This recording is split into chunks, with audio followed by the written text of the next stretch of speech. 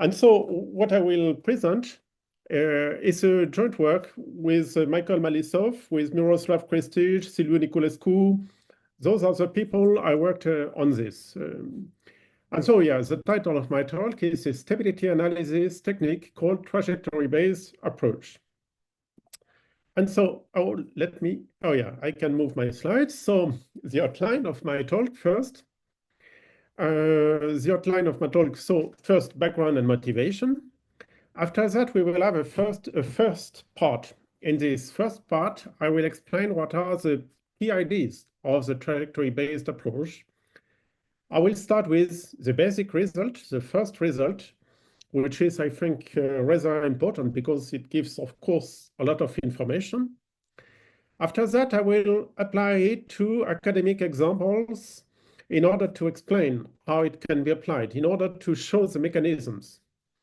After that, I will explain how it can be used to prove the stability of equations with delay. And after that, I will do the same for systems with impulses.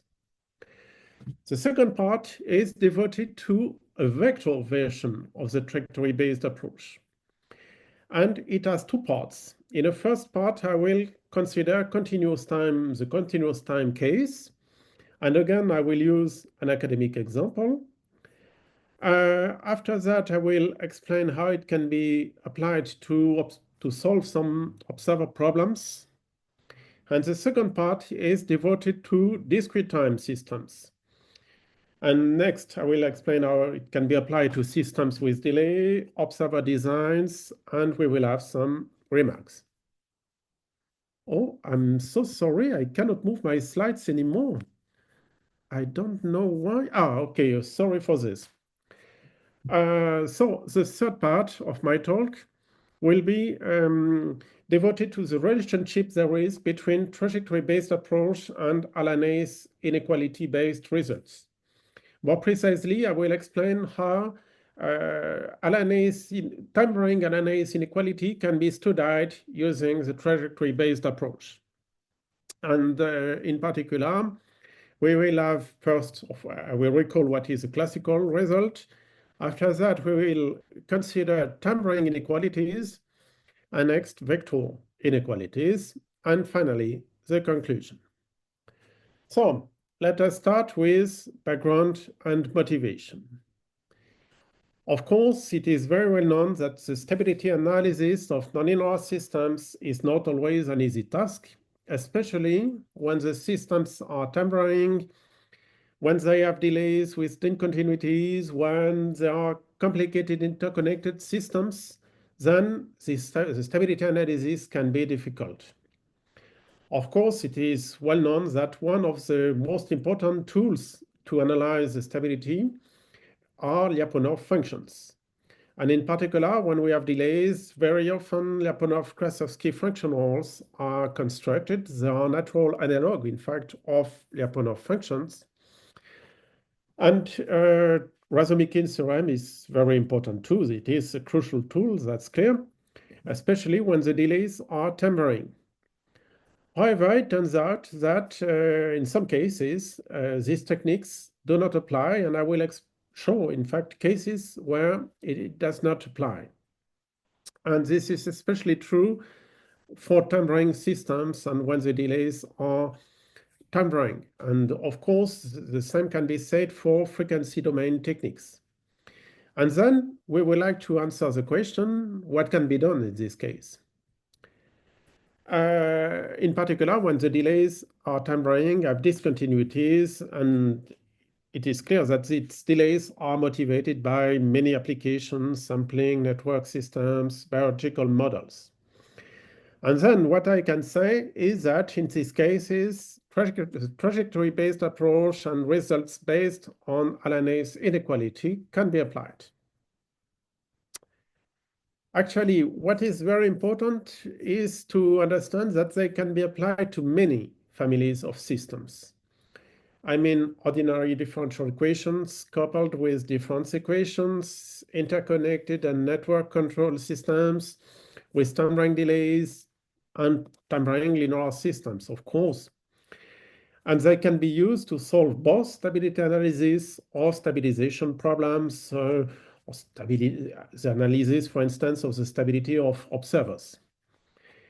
And a crucial point is that they help overcome the difficulty of constructing a Lyapunov functional. In some cases, it's impossible to construct Lyapunov functionals. So now we have the first part, trajectory-based approach, key result. Well, we have this first slide, and I think this first slide is very important because it gives a lot of information. It is very simple at the same time. But anyway, I will explain in detail this slide because it gives many information. So what do we have? We have a non-negative function W. W is a scalar function, not necessarily continuous. It may be piecewise continuous. And D typically is a consequence of a disturbance when we study a system. D is a tampering non-negative function. It can be piecewise continuous as well. And now we have a constant rho between 0 and 1. What is crucial one has to keep in mind is that rho has to be between 0 and 1. It has to be smaller than 1. And now what is the key assumption? The key assumption is that W at the instant t is smaller than this constant rho between 0 and 1 multiplied by the largest value of W over the interval of finite length t minus t star, capital T star t, plus d of t, where d of t typically represents a disturbance. And then, when we can prove that such an inequality is satisfied, what we have is an ISS inequality. It turns out that, in this case, W of t is smaller than the first term, which goes exponentially to 0, plus an extra term, which is a consequence of the presence of d, of course. So why this term goes to 0? Well, it's clear that rho, since rho is between 0 and 1, it goes exponentially to 0, and therefore the inequality 2 is an ISS inequality. All right, so now I consider a very simple system with delay. Of course, this system in itself has no interest because everybody knows that when b is between 0 and 1, this system is exponentially stable, whatever tau b can be is. Tau is the delay, of course, the delay, a positive delay. So why I am considering this system? Well, just to show you what are the key ideas of the trajectory-based approach. What we do first is that we select. For the time being, we don't know how to select, but we keep a free parameter, capital T, and we observe that the equality 4 is satisfied. That's clear. We integrate, we obtain the equality 4. As an immediate consequence, we have the inequality 5. There is no difficulty for this. And now we have the inequality 6. And since b is smaller than 1, then this constant exponential minus capital T plus b multiplied by 1 minus e exponential minus capital T is smaller than 1. In this particular very simple case, it turns out that it is smaller than 1 for any capital T. But of course, in some cases, selecting an appropriate capital T is crucial. Anyway, so what is the conclusion? The conclusion is that theorem 1 ensures that the system 3 is uniformly globally exponentially stable. All right, so we have seen what can be done for a very simple system. Is it possible to prove a result for a more complicated system? For instance, the system 7. Why is it more complicated? Well, it is perfectly clear that it is more complicated since it is a time-varying system. It is also more complicated because we cannot apply Razumikin's theorem to this system. Indeed, if we select the Lyapunov function v of x equal 1 over 2x squared, and when we take the derivative of v along the trajectories of 7, we get the equality 8. And since this function 9 multiplied by the cosinus of t to the power 2p is sometimes larger than 1, we cannot apply Razumikin's theorem. That's the first remark. Another important remark is that if tau is equal to 0 and p is equal to 1, for instance, then it is clear that this system is unstable. On the other hand, we presume it's almost obvious that when p is sufficiently large, this system is uniformly globally exponentially stable.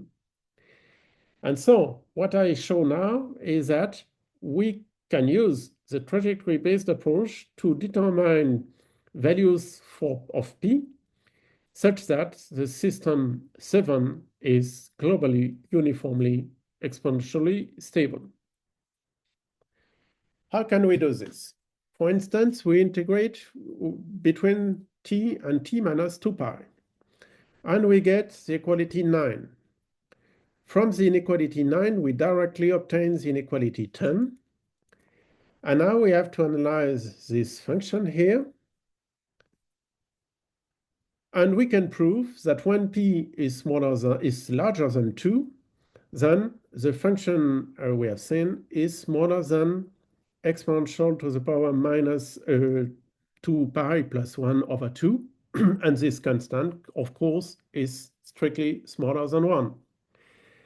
And therefore, we can apply theorem 1, and we conclude that the system 7 is globally exponentially stable to 0. All right, so we have seen two examples. Of course, the technique can be applied to families of systems. So now we consider a much more general case, the case of systems with several delays. So we consider the system written in 12.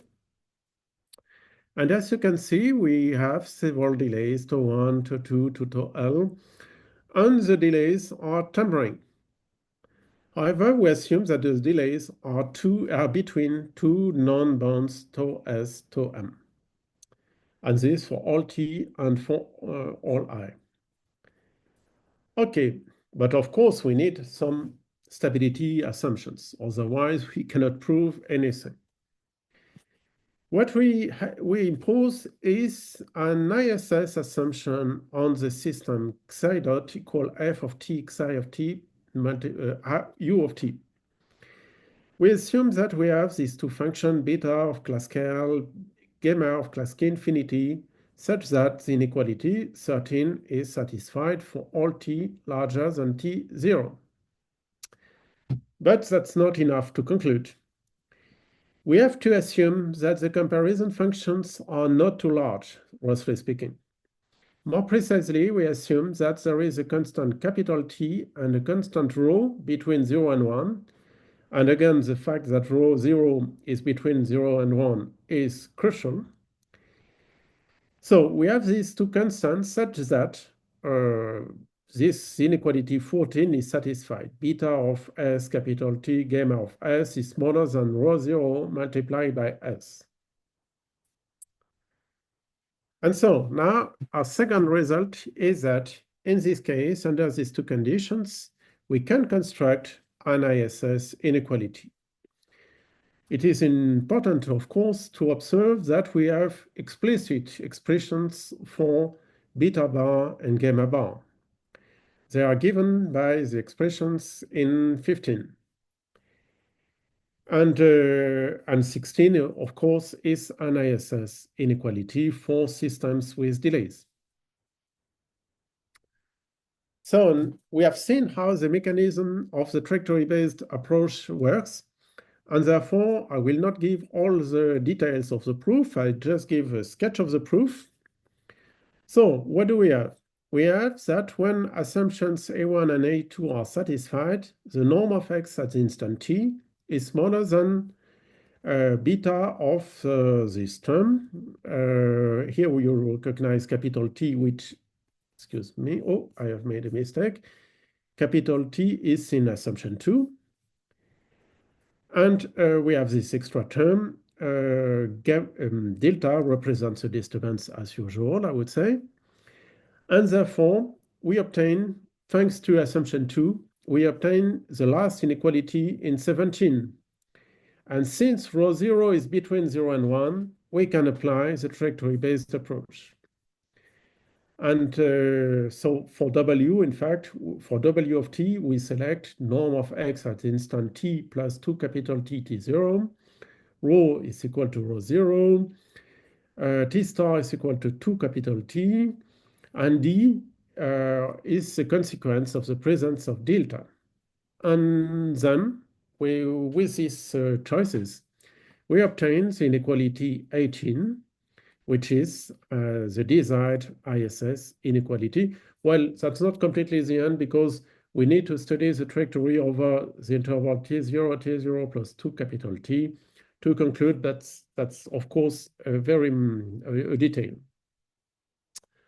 All right, so we have seen what can be done for systems with delay. Now, what can be done, for instance, for systems with impulses and delays at the same time? This system is rather complicated because I think that we cannot expect to determine Lyapunov-Krasovsky functionals. So what can be done?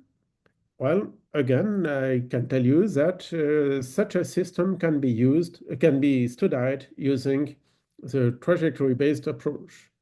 But of course, we need some assumptions. So the first assumption is that the function h here is not too large. H, excuse me, h of z is the norm of h of z is smaller than C1 norm of z. And C1 is a constant which will have to be sufficiently small. We need an ASS assumption for the system xi dot equal g of t, v of t, xi of t.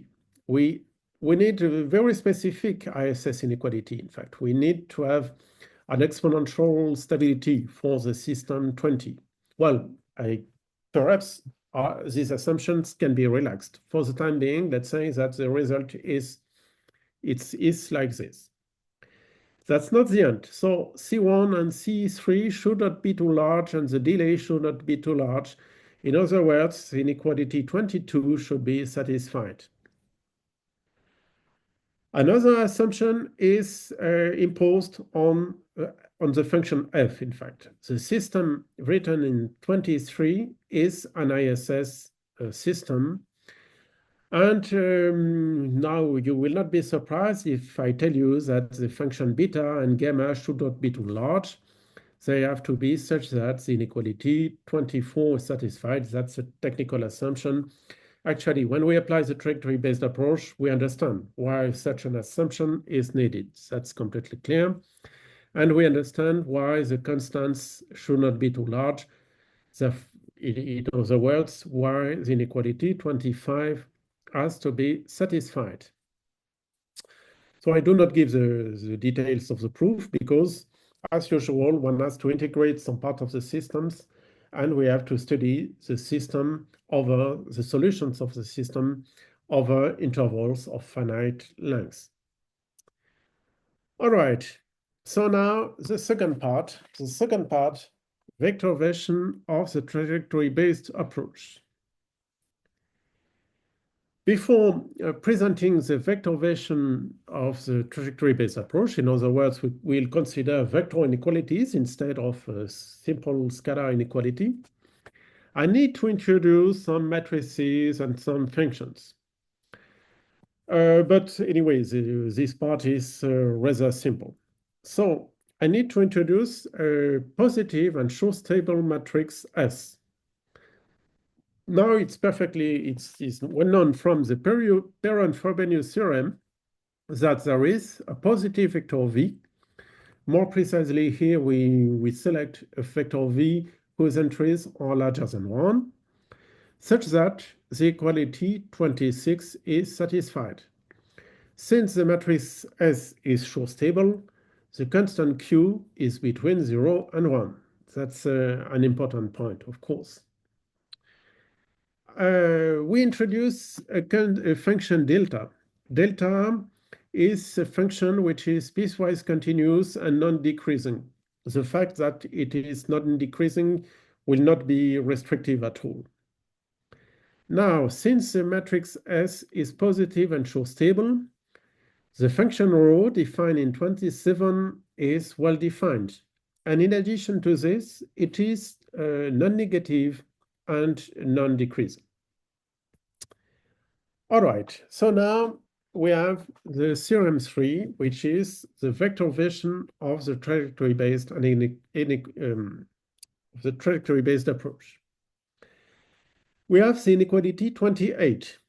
As a matter of fact, we have many inequalities. We have here a vector inequality. So the vector Z has to be smaller than the matrix S multiplied by these functions, the largest value of the component Zi over the interval of length T star, plus capital delta of T. And now, what is the consequence of the inequality 28? The consequence is that this vector, the vector Z, is smaller than a first function which goes exponentially to 0 because Q is between 0 and 1. Therefore, here we have a function which goes exponentially to 0, plus an extra term which is rho of T.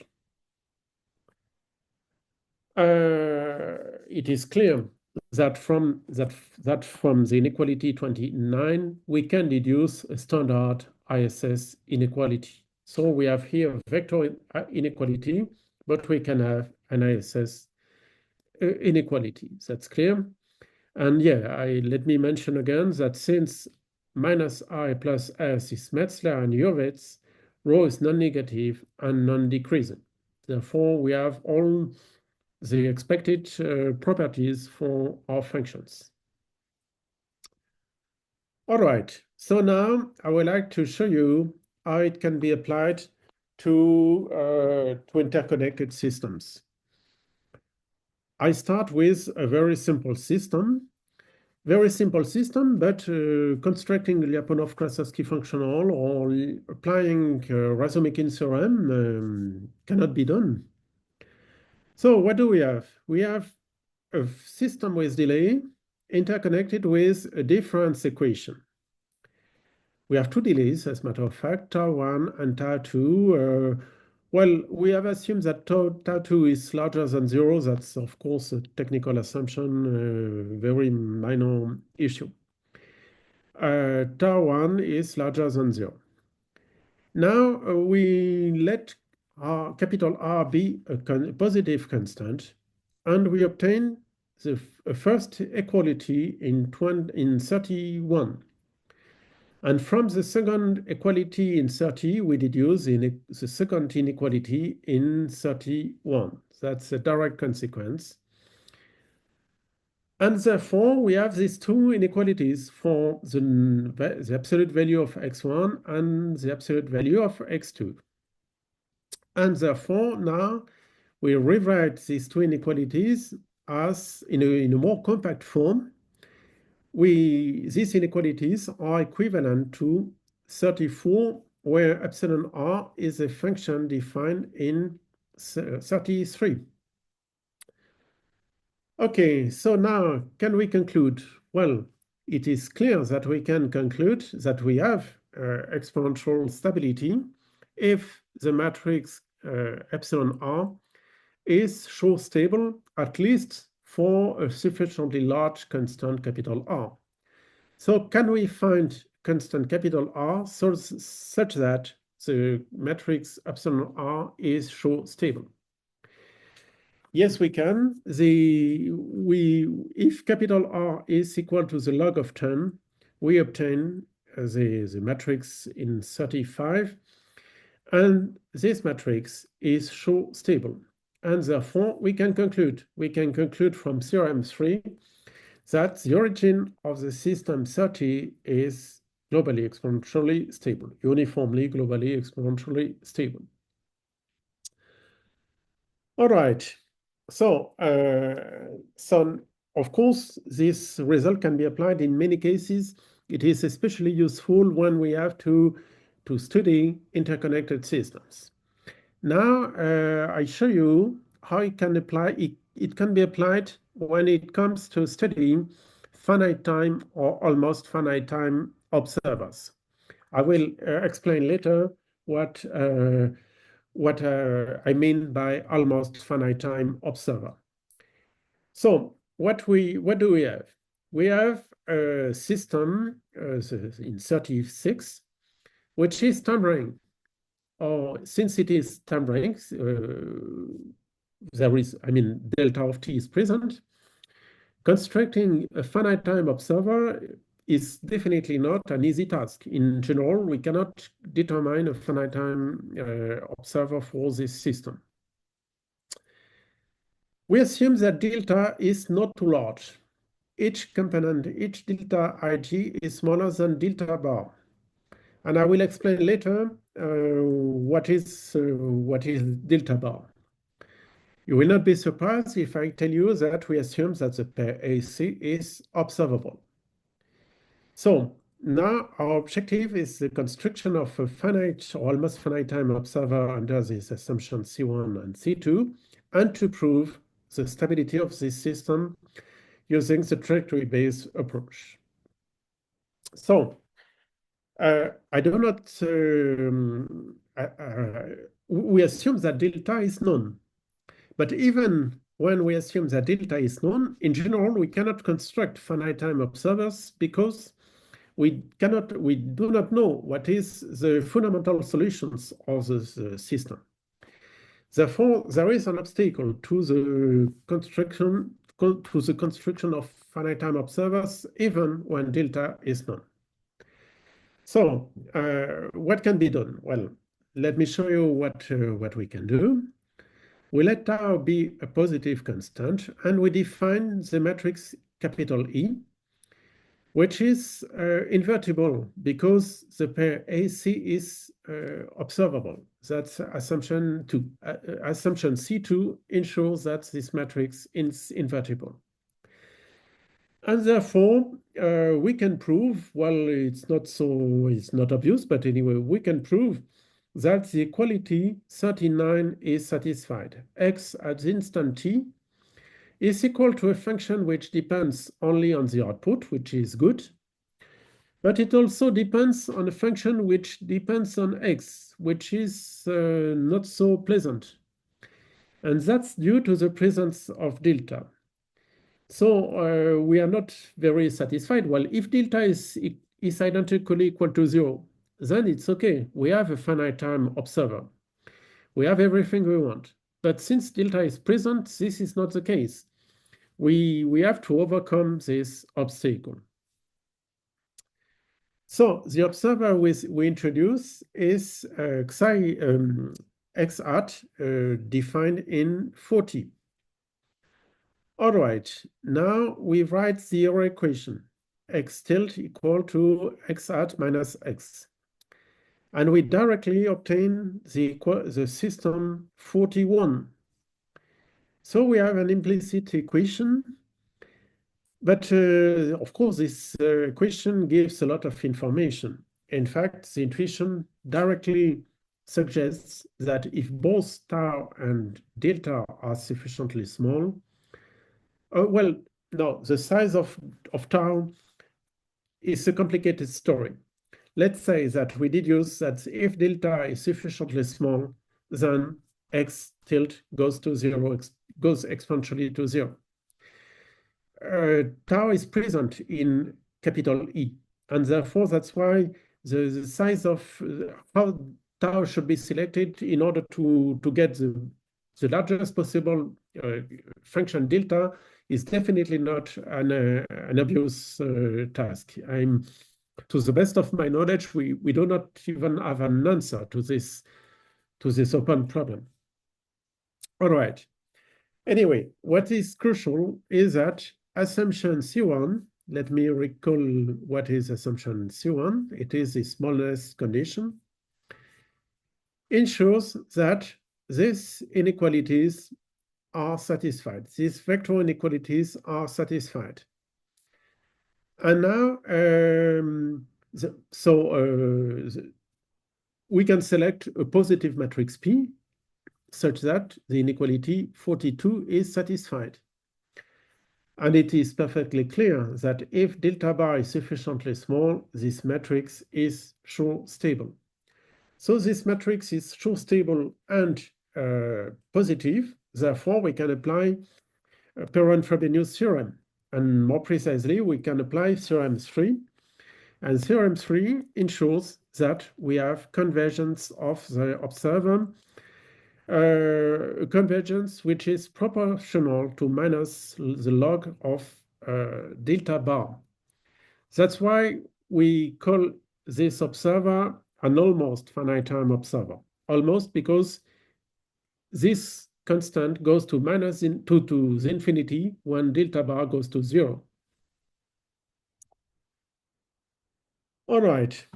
So we have seen what can be done when we have continuous functions in continuous time.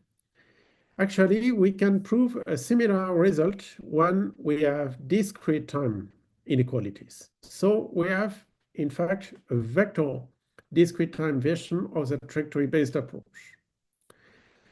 So let me show you what we need. We need a Shor stable matrix, a positive Shor stable matrix S. So S positive, P between 0 and 1, U is a vector whose entries are larger than 1, such that the equality 43 is satisfied.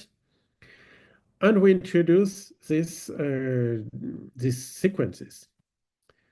We assume that V at the instant t plus 1 is smaller than S multiplied by this function. So it is very similar to the continuous time case.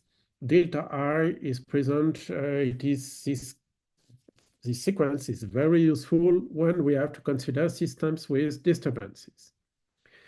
So now, what is the result? The result is, again, an ISS inequality. The sequence Vi is smaller than capital gamma I, where capital gamma I is equal to a term which goes exponentially to 0, because P is between 0 and 1. And here we have an extra term, an extra non-negative term.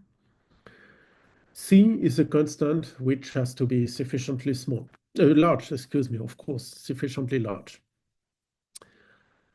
All right, so, oh, excuse me, that's just my phone, but that's not an important call.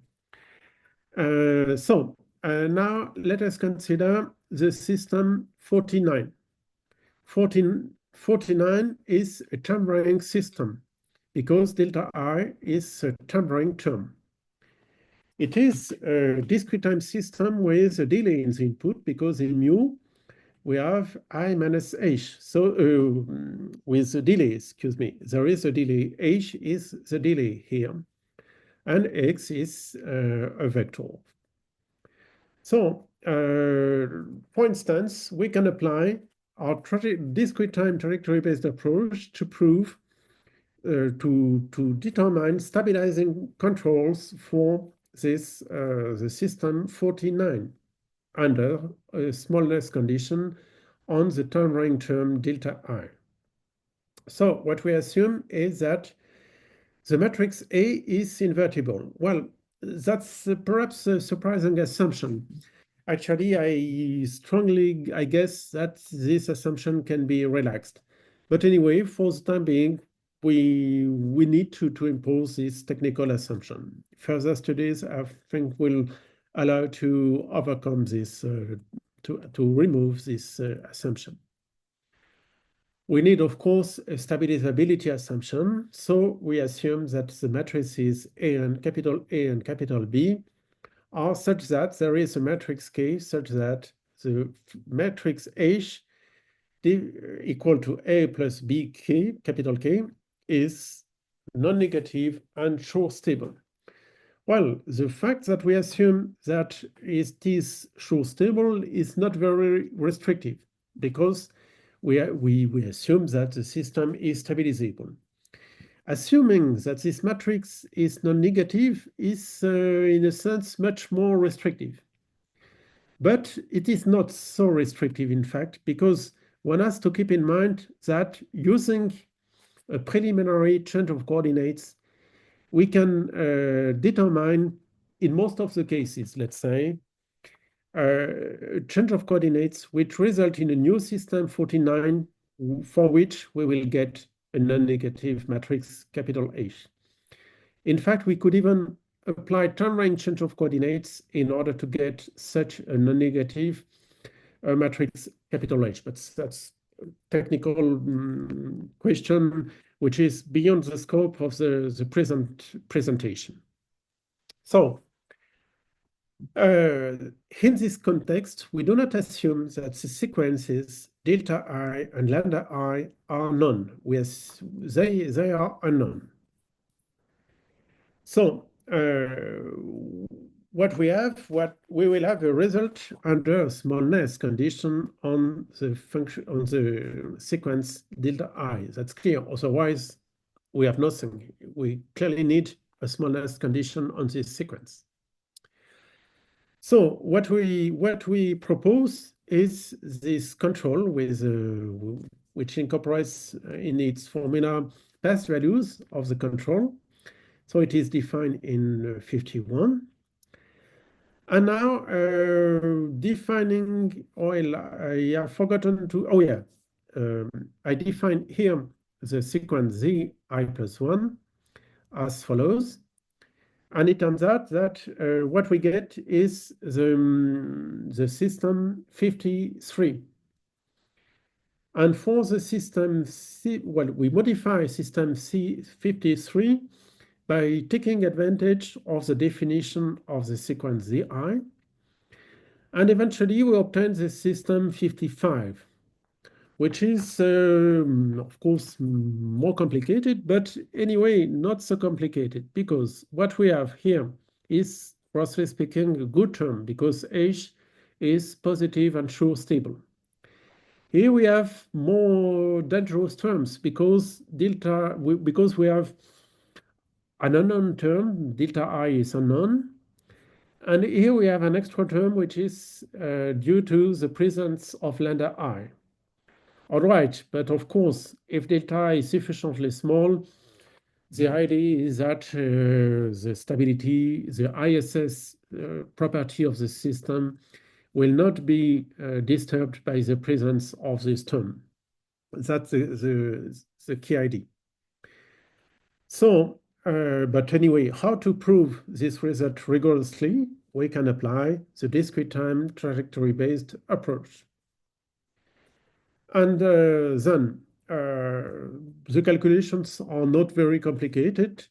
And what we get is that we obtain an ISS inequality for Z because we apply the trajectory-based approach to the system 55. So we get an inequality for Z. But on the other hand, xi is equal to this function of Z, of the sequence Z. And therefore, from 56, we can deduce an ISS inequality for the sequence xi. And that's what we want to have. All right. So now we can, again, construct a finite time observer and study its stability using the discrete time trajectory-based approach. Well, this part is rather similar to what we have seen. Therefore, I will just briefly discuss these slides. Of course, we assume that C is observable A is invertible. Well, some comment, I think that this assumption can be removed, but anyway, for the time being, it is present. Since we have observability for the pair AC, the matrix capital M is as full rank, and therefore now defining the vector, the sequence capital YI as follows, we obtain the equality 61. And therefore, we have something from which we can construct an almost finite time observer. Here we have a copy of the system. We write the equation, and now it's clear that the system 63 is exponentially stable when the sequence delta is sufficiently small. That's clear from an intuitive point of view, and this can be done using the vector version of the trajectory-based, the discrete time trajectory-based approach. The condition we obtain is that the matrix N sharp should be show stable. And it is show stable when delta bar is sufficiently small. Maybe it is not positive, but anyway, we can slightly modify it in order to have a positive matrix. So that's clearly not an obstacle. So again, in this case, we have an almost finite time observer for our time-varying system. Okay, so now a few remarks about the trajectory-based approach. What is crucial is that we do not require special regularity on the dynamics, such as Lipschitz conditions. We can study, roughly speaking, in complicated interconnected systems. We do not need Lyapunov formulas, even if in some cases functions similar to Lyapunov functions can be used, but we don't need Lyapunov standard classical Lyapunov functions. And everything we do is explicit. We get explicit formulas for all what we obtain. All right, so the third part well, I guess I will not have a lot of time to talk about this third part. So I will briefly present the results. So the title of my third part is Trajectory-Based Approach and Halanay's Inequality. I will show what are the relationship. Well, more precisely, I will explain how the trajectory-based approach can be used to prove results when Halanay's inequalities, specific Halanay's inequalities, are satisfied. So let me remind you what is a classical Halanay's result. V is a scalar function of class C1 such that the inequality 66 is satisfied. So V dot smaller than minus AV plus B multiplied by the largest value of V over the interval T minus tau T. Tau is a constant. And so the result is that the result proved by Halanay 50 years ago is that when A is larger than B, then V exponentially converges to 0 as the time goes to the infinity. All right, but what can be done now when we have a time-varying version of the Halanay's inequality? What can be done when we have a vector version of Halanay's inequality? So more precisely, when we have inequalities 67 and 68. The vector version of the Halanay's inequality will impose on M to be Metzler. That's clear, otherwise we have nothing. P will have to be non-negative. That's clear, otherwise, and the function V will have to be non-negative as well. That's clear. So let me give you the ideas of what can be done. In fact, using the variation of parameter formula, we get the inequality 69. That's clear. From 69, we directly obtain the inequality 70. And now it is perfectly clear that if the function A is sufficiently negative, in fact, and B is sufficiently small, then we will have the inequality 71. And we can apply our first trajectory-based result. And we can conclude that in this case, V exponentially converges to 0 as the time goes to infinity.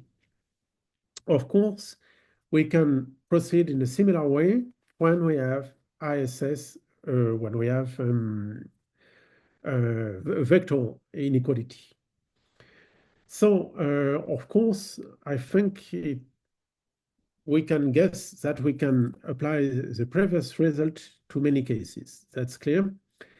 However, on the other hand, we have proved that it has a limitation. And well, I think I will not have probably time to discuss this in detail. What I can say is that we have find a case where the function v is not exponentially stable, but is exponentially stable, but on the other hand, the approach we have seen does not apply. And therefore, this has motivated us to prove another result, which has been proved in this contribution in 2021. And so that's definitely a different version of the standard Halanay's inequality result. So the vector Halanay's inequality result are very useful when we consider interconnected systems. That's clear. As I already told you, M has to be Metzler everywhere, and P has to be non-negative. Tau is positive. And then what we can do is that we can integrate, and we get the inequality 78. Capital phi is a state transition matrix of M. And now we obtain these inequalities. There is no difficulty here. And therefore, eventually, we obtain the inequality 2080. And what we would like to have is a function g of t and capital T, such Schur stable, more precisely, smaller than a Schur stable matrix. It is clear that under our condition, the function g is non-negative, which is what we need. And therefore, we impose a new assumption. We assume that there is a constant capital T and a Schur stable matrix, capital S, such that G of T capital T is smaller than capital S for all T larger than capital T. And therefore now we have the inequality 82. And from the inequality 22, we can deduce that the function v goes exponentially to 0 using the trajectory-based approach.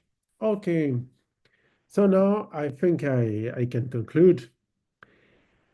So we have developed a trajectory-based approach to prove uniformly globally exponentially stable the global uniform exponential stability of nonlinear systems. And I think this approach is especially useful when when we have time delays, when we have discontinuities in the systems. That's clearly in these cases that this approach can be fruitfully applied. It applies in many cases.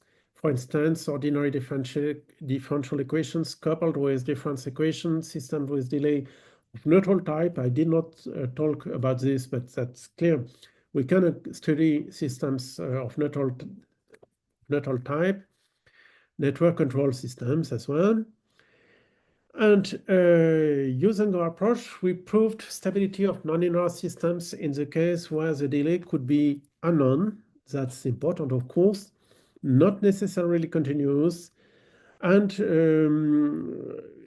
of course, the approach is useful when we have uncertainties and disturbances in the systems we consider. Okay, I think it's definitely time to conclude. Well, here we have references. I can show you the references if you need. And I thank you very much for your attention.